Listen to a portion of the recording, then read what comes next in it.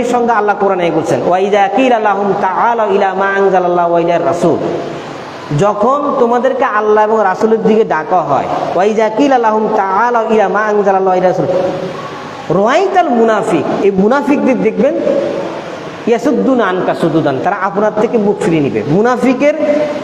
মুনাফিকের কন্ডিশন হলো সেটা আল্লাহ এবং রাসূলের যখন বিধান তাদের সামনে বলা হবে এটা আল্লাহর বিধান, এটা রাসূলের সুন্নাহ, তারা কি করবে? মুখ ফিরিয়ে নিবে। অথচ এই লোকটা কিন্তু কোরআন তেলাওয়াত করতেছে, যখন বলা হবে যে এটা রাসূলের সুন্নাহ, জোরে আমিন বলা রাসূলের কি সুন্নাহ, তারা এটাকে মুখ ফিরিয়ে নিবে।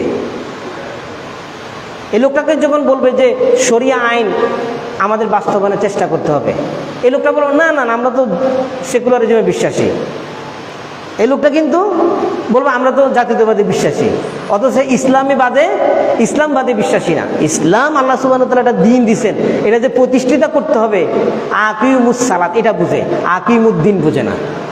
আকিমুস সালাত ইন্নাস সালাতা তানহা আনিল ফাহশাই ওয়াল মুনকার, তোমরা সালাত কায়েম করো, নিশ্চয়ই সালাত মানুষকে মন্দ কাজ থেকে বিরত রাখে। এটা কোরআনে আয়াত না? কেন?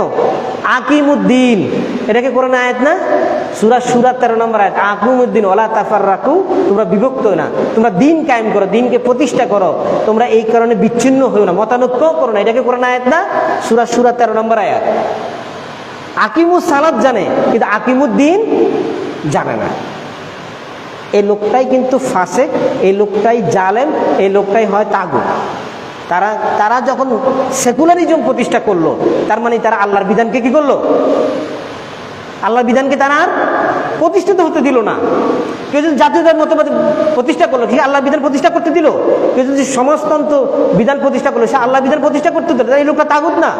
ফামান ইয়াকফুর বিত-তাগুত, তাগুতের ব্যাপারে যে আয়াতটা আসছে সূরা বাকারা 256 নম্বর আয়াত, ফামান ইয়াকফুর বিত-তাগুত, যে ওয়ায়ুমিন বিল্লাহ, প্রথম ঈমান আনার আগে তাগুতকে বর্জন করতে হবে। তাগুত কি?